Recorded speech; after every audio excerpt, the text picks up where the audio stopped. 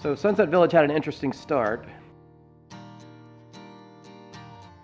My terrific in-laws, Gary and Sharon, were down in Florida visiting, and we were telling stories that we had heard about this really infamous retirement community here in Central Florida and the wild swinging times that apparently happened down there.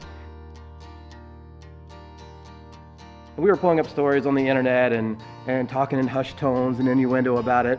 And then all of a sudden, and we still don't know which one it was either my mother-in-law or my father-in-law said, "Michael, you should write your next play about that." And it was a eureka moment. And it's all we could talk about all day long.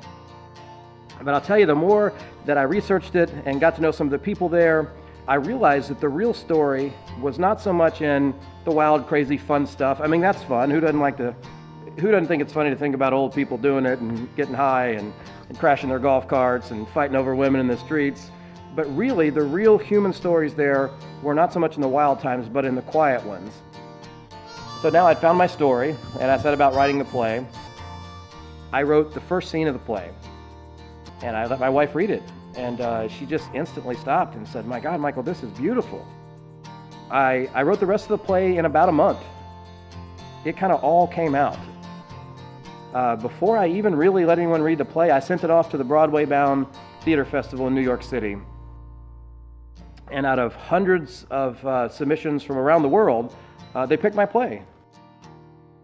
So unlike, I think, most of the playwrights in the festival this year who are based in New York City and have access to New York City talent and New York City crew and are sort of firmly rooted there, I'm down here in Florida. And so I had two options. One was to move to New York City for 3 or 4 months and put on the play there at considerable expense. But the other was to really have some faith in the artistic community here in Gainesville, Florida. Now, I've always believed that Gainesville in particular, and North Central Florida as a whole, was a real mecca for arts in the South. We've put together what I think is the finest group of talent that this area has to offer. And we've decided to make this play about more than the play, but about our community as a whole. And it's really been one of the clearest examples of community that I've yet encountered in my life. I mean, it's just unbelievable. I can't overstate what it's meant to me as a person, as an artist, and we really are all excited.